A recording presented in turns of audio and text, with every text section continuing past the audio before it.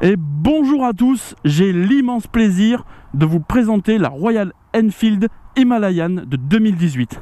Pour son moteur, nous avons un monocylindre de 411 cm3 en injection qui fait 24,5 chevaux et un couple de 3,2 m/kg à 4500 tours minute. Le haut moteur est refroidi par air et le bas moteur, l'huile, est refroidi par un petit radiateur juste ici. Juste une petite précision, il est monté sur une boîte 5 vitesses. Pour le train avant, nous avons une fourche télescopique d'un diamètre de 41 mm et d'un débattement de 200 mm. Et pour le frein, nous avons un disque de 300 mm de diamètre, freiné par un étrier double piston, sans marque malheureusement. Et pour le train arrière, nous avons un mono-amortisseur réglable d'un débattement de 180 mm. Et pour le frein, nous avons un disque de 240 mm de diamètre, freiné par un étrier simple piston by Bray, qui veut dire par Brembo. Et pour les roues, nous sommes en 17 pouces à l'arrière et 21 pouces à l'avant. Que j'oublie pas de préciser, les durites de frein avant et arrière sont des durites Avia, donc pour une meilleure précision et un meilleur freinage, parce qu'il y a moins de déformation à la pression du levier. Pour le phare, il y a une petite LED et l'éclairage se fait en ampoule, les clignotants sont en ampoule aussi, et le feu se fait à LED.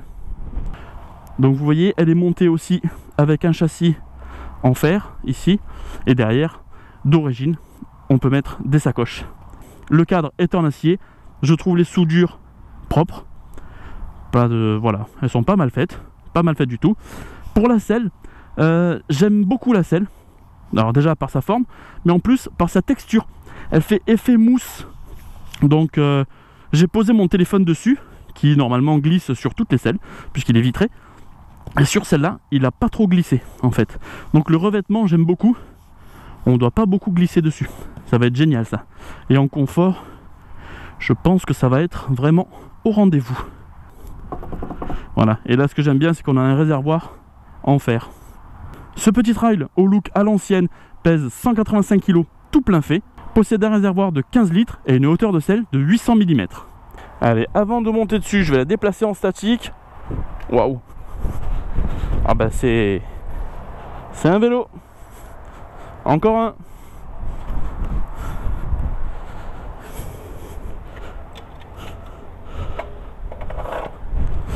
Elle est vraiment très légère en statique. Pourtant là on est sur une petite pente et franchement j'ai pas galéré du tout. Elle est super facile à manœuvrer. Ah. Ouais. Pour la position, je suis hyper bien dessus. J'ai les deux pieds posés à plat au sol avec les jambes légèrement fléchies. Et cette fois-ci, le cale-pied ne me dérange pas, comme sur la plupart des trails. Il passe naturellement derrière le mollet. Et ça, c'est cool. Le réservoir n'est pas très haut. Si on veut mettre une petite sacoche de réservoir, ça ne va pas gêner du tout parce que je le trouve assez bas. Pour le guidon, nous avons une largeur totale de 84 cm pour une hauteur de 111 cm. Alors pour les commandes, nous avons un levier de frein et un levier d'embrayage qui ne sont pas réglables, mais ne vous inquiétez pas, franchement, vous voyez, j'ai pas des grosses mains et je chope les leviers avec beaucoup de facilité. À droite, nous avons coupe-circuit démarreur, à gauche, appel de phare, plein phare, feu de croisement, clignotant, le klaxon, et ici nous avons le starter qui est à l'ancienne, complètement manuel. Ça me fait délirer.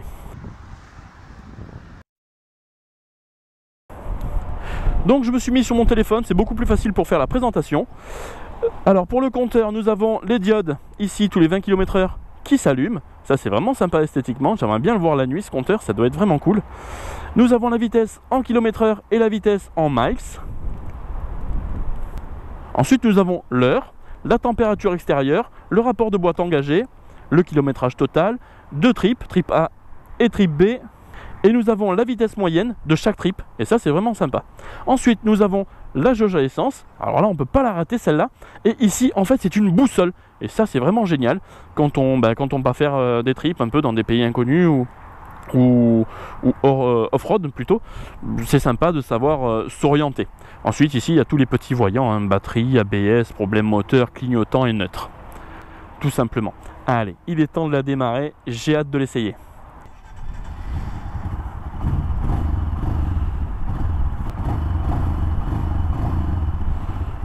Voilà, au niveau du bruit, comme on s'y attend, hein, bien sûr, Elle fait un bruit de mono à l'ancienne. Et j'ai l'impression d'entendre plus un 125 qu'autre chose. Vous voyez le pot? Juste pour la petite précision, il n'est pas vilain hein, pour un pot d'origine. Bon, même si ça va pas avec l'univers trail, mais c'est pas grave. Mais il est pas vilain du tout. Attention.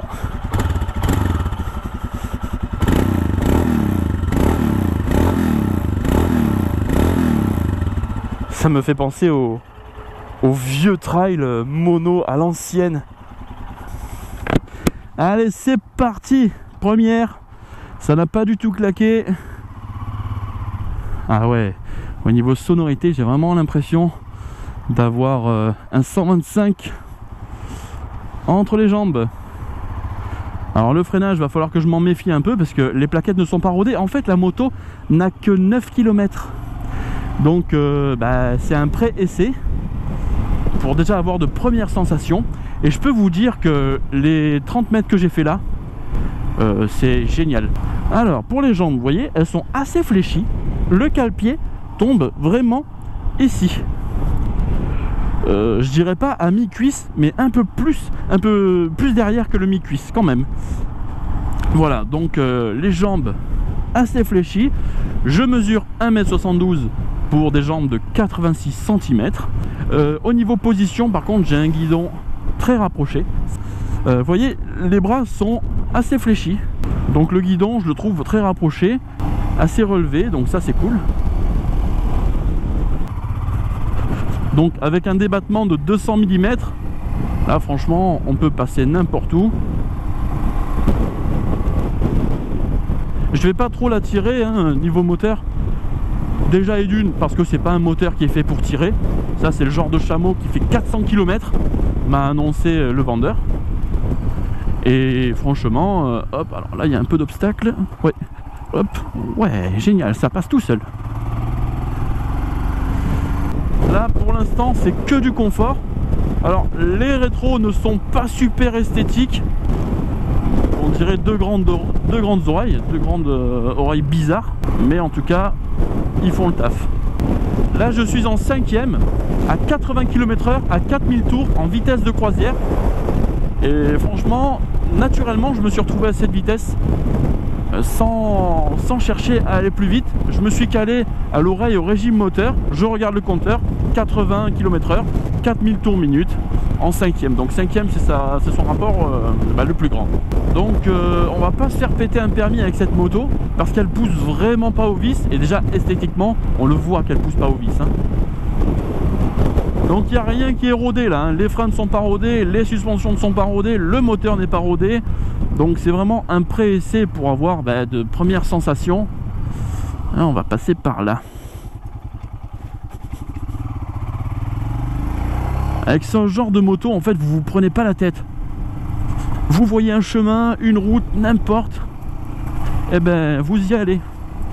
Alors là, j'ai roulé dans quelques petites flaques, il va pas forcément être content, le concessionnaire. Bon, là, la route est vraiment à l'ancienne.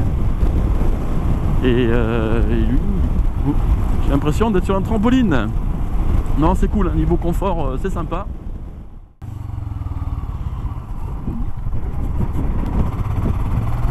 Alors, ça repart.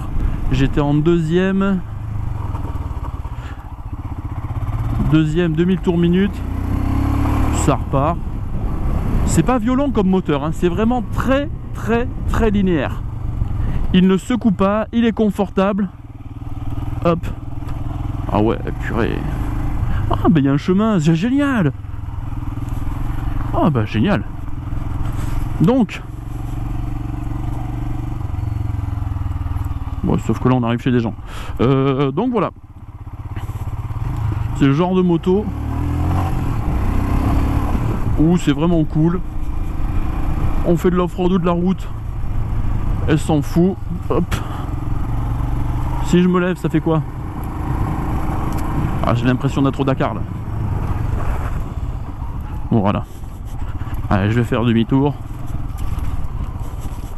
Je lui ai bien sali sa moto.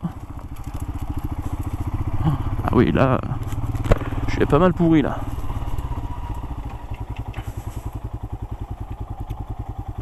Ah ouais, l'angle de braquage, vous voyez?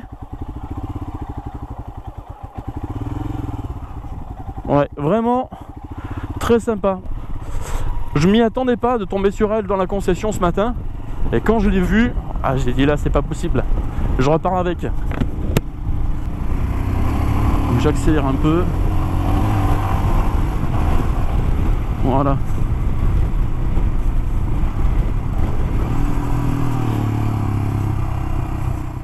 Si vous voyez monocylindre sur la fiche technique, n'ayez pas peur de vous faire secouer, hein. C'est vraiment un mono très souple. Ça fait 25 chevaux, c'est un refroidissement par air, donc forcément ça va pas être brutal, hein, comme moteur.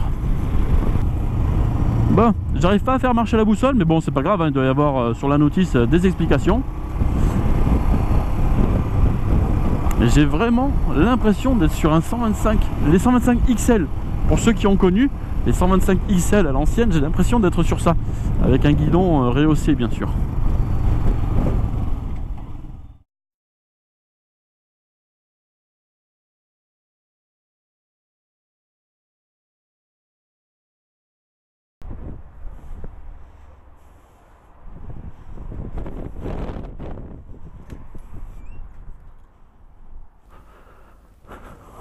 Au top. J'ai mis la première. Par contre, elle est un petit peu sale. C'est grave, docteur? Non, c'est pas grave. Non. Ah. T'as déjà fini ton essai? Ouais. Bon, en tout cas, merci. C'était juste pour voir un petit peu ta réaction. Après, c'est un trail, hein, donc voilà, c'est un trail justement, c'est prévu pour ça. C'est ça, exactement.